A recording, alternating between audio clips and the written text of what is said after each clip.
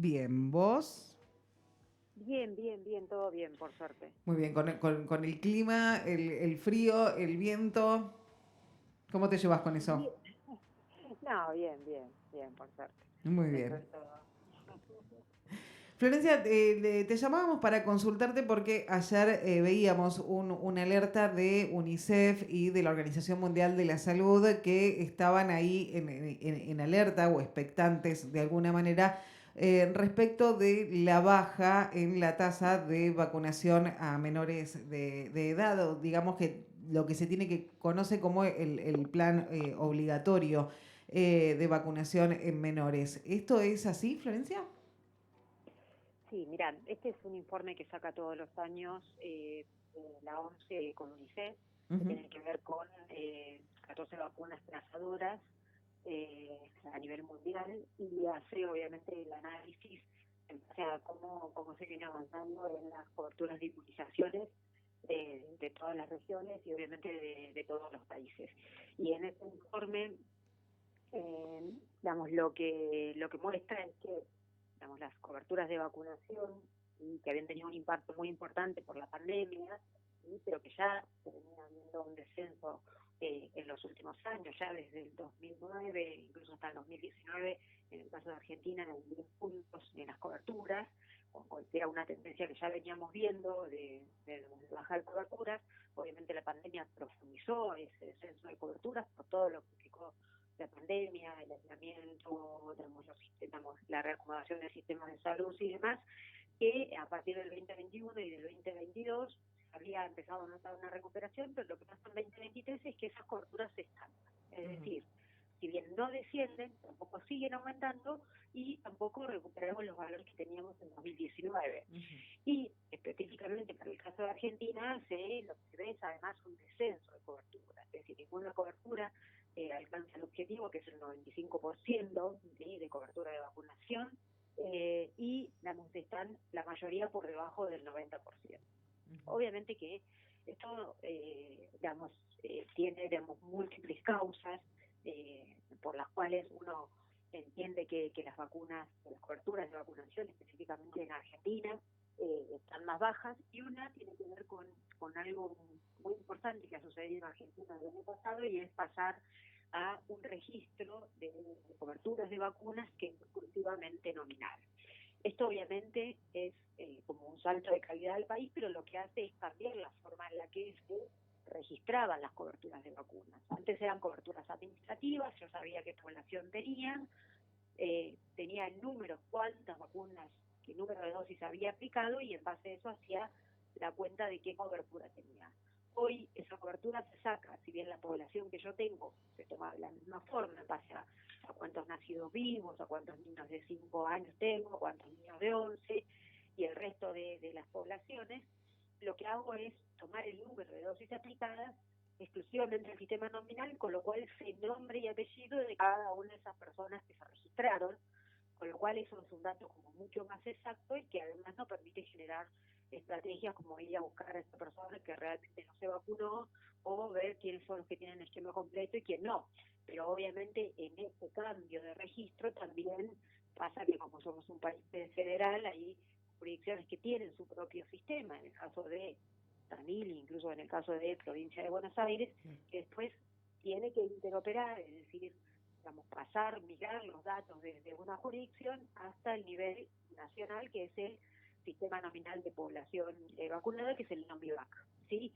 Con lo cual, en ese traspaso de información, como es el primer año de transición, puede haber algún dato que se esté faltando.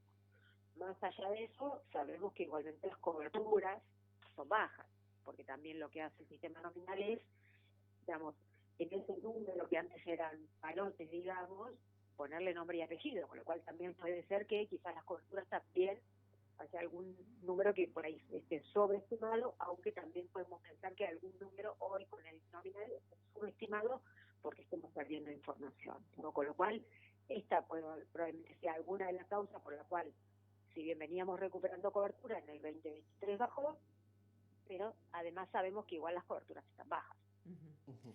¿Esto con qué creen que tiene que ver? ¿Con una cuestión ideológica y estas olas que hay de movimientos antivacunas o, no sé, ¿ven alguna otra razón por de esta baja? No, hay, digamos, hay como, es multifactorial, ¿no? Ujú. Digamos, a ver, hay como, Argentina tiene como una costumbre o digamos una historia de ser un país que ha sido muy adherente a las vacunas, con Claro. un calendario muy completo. Ujú. Obviamente que también sabemos que las vacunas son también víctimas de su propio éxito, ¿no? También acá hay también una falta de percepción del riesgo. Hay enfermedades que ya no vemos, no vemos polio, no Claro. vemos sarampión, no vemos rubiola, no vemos lo que hacía la rubiola, el sistema de rubiola congénita, con las cataratas, sordera y todo que le daba al bebé. Ujú. No estamos viendo, han bajado mucho los casos de neumonía, han bajado muchísimo los casos de meningitis, que es una enfermedad muy importante y muy grave en cuanto a la gravedad, la posibilidad de secuelas y muertes, sí, que si bien hay casos, pero son muy poquitos, eso es gracias a las vacunas. Hay Claro. muchas vacunas para la meningitis, tenemos la del meningococo, la del neumococo, y uno cuando va y ve las coberturas, son vacunas además que en el sector privado son de un costo muy alto Sí. y que están infrautilizadas. O Ujú. sea, vemos que los niños no completan los esquemas de vacunación ni para el neumococo, que produce obviamente neumonías graves y meningitis, ni para el meningococo. Ujú. Entonces, tenemos una subutilización, las coberturas para el sarampión han bajado un montón. Hay brotes en muchas partes del país. Nosotros este año tuvimos 3 casos de sarampión. Ah, Uno que es un niñito que no tenía las vacunas completas de Salta, que además de contraer el sarampión, estuvo internado por una neumonía grave por neumococo, que tampoco tenía la vacuna, y estuvo muy grave en terapia intensiva y por suerte se recuperó. Después tuvimos un caso importado de unos niños que llegaron de España que no estaban vacunados y que trajeron consigo el sarampión claro. y se contagiaron los 2 hermanos. Por suerte no hubo otros casos, pero con coberturas bajas, el sarampión es muy contagioso, mucho más contagioso que el COVID, Ujú. podemos tener muchos casos. Con lo cual, digamos, si uno busca, tenemos múltiples ejemplos de lo que pasaría si no tenemos buenas coberturas. Nosotros somos un país que estamos en altísimo riesgo de tener polio si viene alguien con polio, Claro. ¿sí? O si empieza a circular el virus. Porque las coberturas son bajas y porque tenemos baja vigilancia de los casos de parálisis laxias que podrían ser sospechosos de polio. Que la mayoría de las veces son otras cosas, son Guillain-Barré, alergias, botulismo, pero si no estamos atentos a esos casos, se nos pasan. Ujú. Y el año, sin ir muy lejos, el año pasado en Estados Unidos tuvieron un caso de polio en un hombre de 31 años que no tenía ninguna vacuna de polio y que contrajo el virus de polio porque había una circulación en aguas residuales del virus. Con lo Claro. cual, si ustedes lo piensan, el riesgo está muy alto. Lo que pasa es que ya nos desacostumbramos a ver esas enfermedades, entonces pensamos que las vacunas no son necesarias Ujú. Claro. y la verdad es que son realmente necesarias. Florencia, buenos días, Marcos te saluda. Buenos días, Marco. El sistema, como lo mencionabas vos, el sistema de vigilancia o este sistema obligatorio a través del calendario escolar que impone una suerte de control, ¿funciona?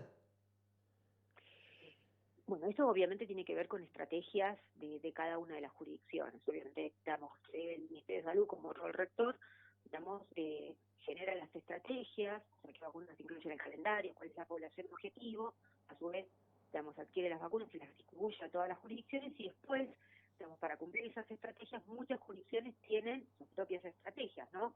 Obviamente son vacunas gratuitas y obligatorias y tienen que estar disponibles en todos los centros de salud y hospitales que tienen todos los vacunatorios públicos, ¿no? Entonces, después uno genera estrategias, o sea, ve cómo la población adhiere a esa vacuna. Por ejemplo, vacunación escolar, hay ingreso escolar, a los 5 años los niños tienen la cantidad de vacunas que reciben, entonces hay jurisdicciones que van a las escuelas, que hablan con educación y que van y entonces revisan los carnets de los niños y hacen esta estrategia de vacunación y los mismos a los 11 años, que es otra estrategia de vacunación. Después también tiene que ver con esas oportunidades perdidas de vacunación, ¿no? Cuando un niño está internado por otra causa, se chequee el carnet y ver qué vacunas le falta y aprovechar ese contacto con el sistema de salud para vacunarse, lo mismo en los controles que uno hace con el pediatra o con los médicos de adultos, ¿no? O de adolescentes, porque hay vacunas para todos los grupos de edad. Entonces, aprovechar esa oportunidad del contacto con el sistema de salud, con el médico, el cardiólogo, el pediatra, el médico generalista, que revise las vacunas, porque hay vacunas que previenen un montón de enfermedades y que además evitan complicaciones por otras enfermedades, por ejemplo, para esta época la neumonía, la vacuna antigripal, la vacuna de COVID, que evitan además, por ejemplo, complicaciones cardiovasculares, complicaciones en los diabéticos, con lo cual, digamos, va a depender un poco de qué estrategia en cada, no sé, jurisdicción, municipio o cada área programática genere, ir a buscar a esas personas para que se vacunen o hacer una demanda o ofrecerlas teniendo más horarios en vacunatorios, porque muchas veces los horarios en los que están los vacunatorios también coinciden con los horarios laborales de muchas personas, madres o padres que quizás no los pueden llevar en esos momentos. Con lo cual uno podría generar múltiples estrategias para tratar de cuál es la que mejor funciona en cada una de sus jurisdicciones. Y en Tandil, ¿cómo venimos? Te digo, si, en un caso personal, yo hace un tiempo fui a vacunar a mi hijo de 12 años por una de las vacunas del calendario y me preguntaron a mí, en el centro de salud me preguntaron a mí si estaba vacunado contra el tétano y contra la hepatitis, no me acuerdo cuál. Y yo dije que no, porque realmente no sabía, pensé que tenía presente la vacuna del COVID y ese tipo de cosas, pero no estas. Y bueno, y me vacunaron. Capaz que con alguna campaña un tanto más intensiva, estas cosas que me pasaron a mí, a lo mejor por descuido, no pasarían, ¿no? Sí, tal cual. Digo, ahí, por ejemplo, para hepatitis B, que vos mencionás, es una estrategia que está en el 2012, que es vacunación universal. ¿Sí? Nosotros sabemos que la hepatitis se transmite de persona a persona, que no hay reservorios, con lo cual, si yo tengo a toda mi población correctamente vacunada, probablemente sea una enfermedad que uno pueda erradicar. Entonces, desde 2012 se sabe que, si bien hay estrategias en calendario, cuando el bebé nace le da la hepatitis B y después tiene un esquema de varias dosis en el calendario, y hay un momento también de captación que es en el adolescente, que uno chequea que tenga la hepatitis B, y si no la tiene se vacuna. Hay otro momento de captación que es en el embarazo, que vemos si la madre está embarazada, digamos, que está embarazada, está vacunada o no vacunada, y aprovechamos que la vacunamos. Y después en cualquier instancia de contacto, un adulto, nosotros con nuestra edad, que no nos vacunamos porque no estaba en el calendario cuando éramos chiquitos, entonces si no nos vacunaron de grandes y llegamos ahora, probablemente no nos hayan vacunado si no tenemos ningún registro. A partir del año pasado, todas las vacunas que se dieron tienen que estar registradas. Obviamente las que recibimos de chicos, si no tenemos el carnet, probablemente no tengamos registro. Entonces ahí está el vacunador que si no hay registro, no sabes, bueno, te vacuno. Bien. Un riesgo eventualmente de volver a vacunar. Eso te quería preguntar, para quienes no nos acordamos, ¿Qué? no pasa nada, carnet, digamos. no nos acordamos, no hay registro y porque hay vacunas que nosotros no vamos a completar el carnet con todas las vacunas que nos dieron de chiquitos, porque deberían haber dado, porque algunas ya perdimos el riesgo. Hay enfermedades que ya como somos adultos no tenemos alto riesgo de enfermar, no nos van a vacunar con todas las que le dan al niño. Sí, hay algunas que son para el adulto, y ahí está la hepatitis B, está la difteria tétanos, que es la doble adultos, está, digamos, el refuerzo o, digamos, iniciar el esquema de COVID, por ejemplo, o si tenemos algún otro factor de riesgo, nos deberíamos pedir la de gripe, neumonía, y ahí, bueno, quizás algunas otras, depende si tenemos alguna comorbilidad o alguna enfermedad que nos haga poner en más riesgo para otras enfermedades. ¿Cómo ves esto a nivel nacional respecto de, bueno, campañas, ¿no? O por ahí distritos que no tienen los registros que, por ejemplo, sí hay en Tandil. ¿Es una política de Estado? ¿Si continúa siendo una política de Estado la vacunación? Sí, claro. Digo, hay una ley, la ley 27.491, que es la ley de enfermedades inmunoprevenibles, que digamos que creo que esto que yo les decía del Ministerio de Salud como rol rector, que está encargado de adquirir los insumos, distribuirlos para cubrir todas las vacunas que están incluidas en el calendario. Sí, están las jurisdicciones que tienen que obviamente implementar esas estrategias, y también dentro de esta ley está que el registro tiene que ser nominal y tiene que ser exclusivo, digamos, y que cada jurisdicción tiene su registro nominal o cargan directamente al nominal, y eso está. Lo que hay en este año de transición es que seguir trabajando para mejorar la calidad de ese dato. Muy bien, y entonces le decimos a todos que se acerquen, en el caso particular de Tandil, al vacunatorio en Maipú y Rodríguez, ¿y a dónde más? Y a todos los centros de salud. Sí, a todos los centros de salud. Eso es importante, y que en cada contacto con el pediatra, con el médico adulto, le consulten a ver si tenemos todas las vacunas. Como les decía, son importantes, son vacunas gratuitas, obligatorias, y que además si uno las quiere ir a adquirir en el privado, tienen hoy un costo importante. Entonces es importante mejorar esa adherencia, porque obviamente es importante hacer un uso eficiente del recurso. Florencia, vos recién decías que el sarampión es mucho más fácil de contagiarse, digamos, que el COVID, ¿no? Hacías mención y nos parece que quedó re lejos el COVID. Pero ¿cómo está la situación a nivel local respecto de, bueno, lo que fue, ya no es pandemia, pero bueno, lo que afectó tanto a todo al mundo entero, ¿no? Bueno, y en el caso en particular en Tandil, ¿hay casos de COVID? Mira, tuvimos un brote como pasó en todo el país a principio de año, que hubo un rebrote. Hoy se está viendo en otras regiones también un nuevo aumento de casos por otra variante que es más contagiosa, que son todas descendientes de la variante de Omicron, que se está viendo incluso en Estados Unidos y en Europa como un rebrote de casos. Nosotros no estamos teniendo los estudios que se están haciendo mucha cantidad de casos, pero sí hemos tenido y tenemos algún goteo, digamos, de algunos que aparecen. Por eso ahí es importante que por lo menos toda la población tenemos que, la recomendación hoy es que por lo menos hayamos recibido el esquema primario de vacunas, que hayamos recibido el esquema inicial, y después sí los grupos de riesgo tengan por lo menos un refuerzo que es para los de alto riesgo, que son inmunocomprometidos, mayores de 50 años o embarazadas, un refuerzo dentro de los últimos 6 meses. Y para el resto, que tienen alguna comorbilidad, que no está dentro de la de alto riesgo, por lo menos un refuerzo anual. Eso es importante porque cuando empieza a circular, todo el mundo va y quiere vacunarse ya, y la idea es llegar a ese momento con la vacuna y con la inmunidad ya, digamos, reforzada, digamos. No tenemos que dejarlo de tener en cuenta, porque, como les decía, en estas últimas semanas está habiendo como una alerta de otros países con el aumento de casos. Florencia, la última por mi parte. La comunidad científica ha podido determinar cuáles son los alcances o cuáles son las consecuencias que puede llegar a tener el COVID a hoy, a 2 o 3 años de ocurrida la pandemia, porque a nivel popular circula esto de decir, bueno, esto es consecuencia del COVID, le agarró tal cosa y esto porque tuvo COVID. ¿Hay algo de cierto en eso? Hay algunas patologías que se están estudiando. Lo que sí sabemos hoy es que el COVID no es solamente una enfermedad respiratoria, es una enfermedad multisistémica que ha afectado tanto a la parte de vasos sanguíneos por aumento de trombosis, eventos cardiovasculares. Y hoy lo que sí se está viendo en las reinfecciones es estos de COVID prolongados, que son algunos síntomas que pueden durar mucho más tiempo. Después hay un montón de cuestiones que se atribuyen al COVID y que realmente no está científicamente comprobado, ¿no? Pero sí sabemos que hay muchas patologías que no tienen que ver con exclusivamente respiratorios, que sabemos que hay una implicancia del COVID. Muy bien, bueno, Florencia, te agradecemos muchísimo esta comunicación.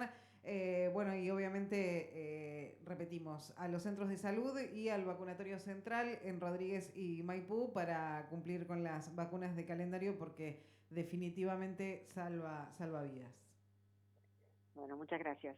Gracias. Gracias a vos. Florencia Brujesar pasaba por Pasados de Rosca.